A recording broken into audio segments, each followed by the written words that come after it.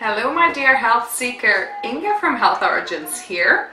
So today I've got an experimental recipe that I'm gonna try, and it's gonna be making hummus from the chickpeas cooked at home, which is the usual, but I'm gonna be cooking the chickpeas with carrots and onions in my Instant Pot, because somebody gave me this advice saying that it gives this extra flavor and depth to the chickpeas, so I want to try it. So let's begin.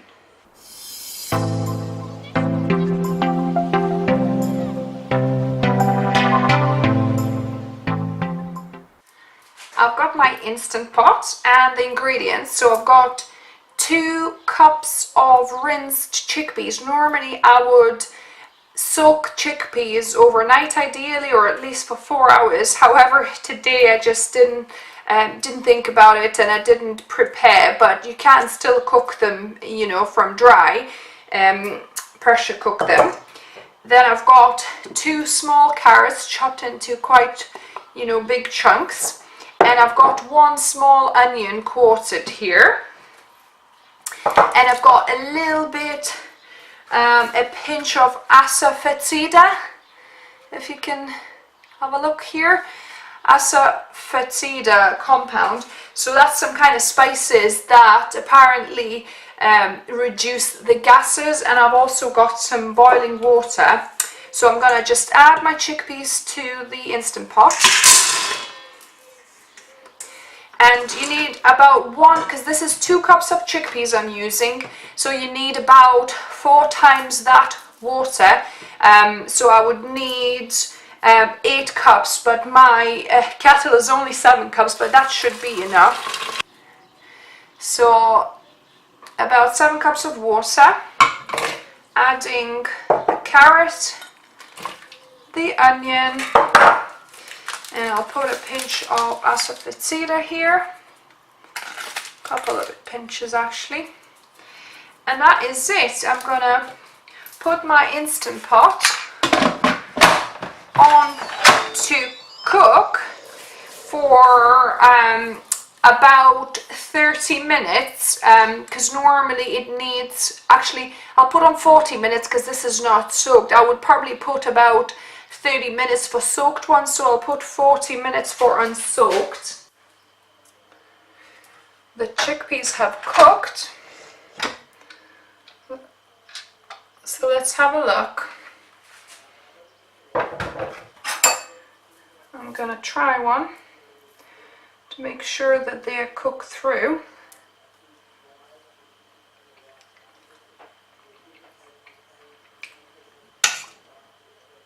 Yeah, some of them are actually have even split, so yeah, they are cooked through. So the chickpeas have finished cooking, and I've drained them, and I kept 1.5 cups of chickpeas, and then I've kept all the carrots and the onions. So we're gonna put it all in a tall jug. I prefer using a tall jug for making hummus rather than the blender. I think food processor would work as well. So adding these, then I've got half a lemon juice and zest, so I've zested the half as well. So I'm going to add half a lemon juice here. Make sure to squeeze as much lemon juice as possible. Then I'm gonna put 1 teaspoon of onion powder. That's my secret ingredient. So 1 teaspoon of onion powder, half a teaspoon of salt. Put it on the cautious side because we can always add more. Then we're gonna add the garlic. So I've got 1 garlic. If you like it really garlicky, you can put 2 cloves of garlic. I'm gonna add my zest.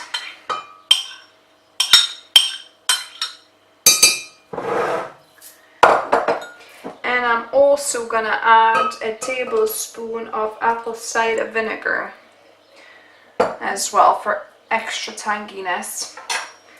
And then of course another main ingredient is the tahini. So I've got light tahini, so it's whole sesame seeds, blended, no oil. So I'm putting like 3 big tablespoons, so about 4 tablespoons of tahini, I would say. And I'm gonna blend with a stick blender.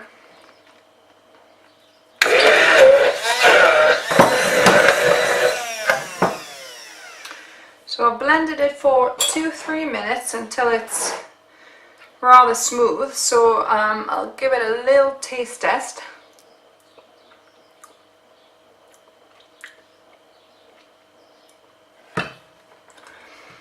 It definitely needs more sourness, and it also needs more salt in my opinion.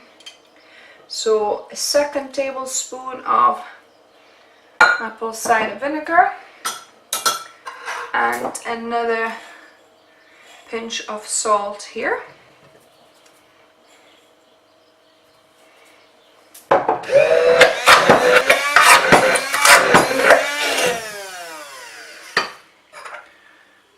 So another taste test.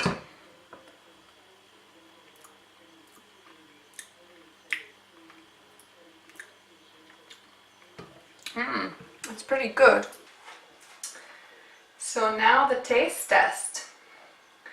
By the way, I've ended up adding 1 more tablespoon of apple cider vinegar and some more salt. So altogether there's 3 tablespoons of apple cider vinegar and about a teaspoon of salt.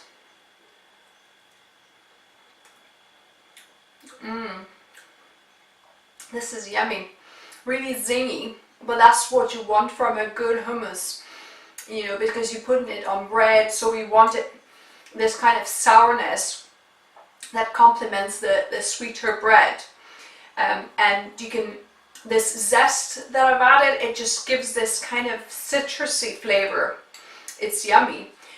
So I'm not too sure actually what extra value carrots and onions added to this. Maybe a little bit more sweetness, because obviously carrot has quite a bit of sweetness, so perhaps it's got a little bit more sweetness than usual. So I think it's pretty much the same whether you cook them with or without carrots and onion.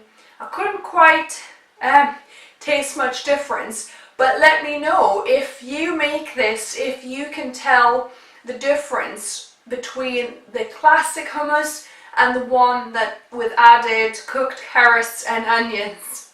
And if you're new here, welcome to the channel. Subscribe, hit the like button. If you like this video, hit the bell icon as well, and if you're subscribed, so you're notified of new videos coming out.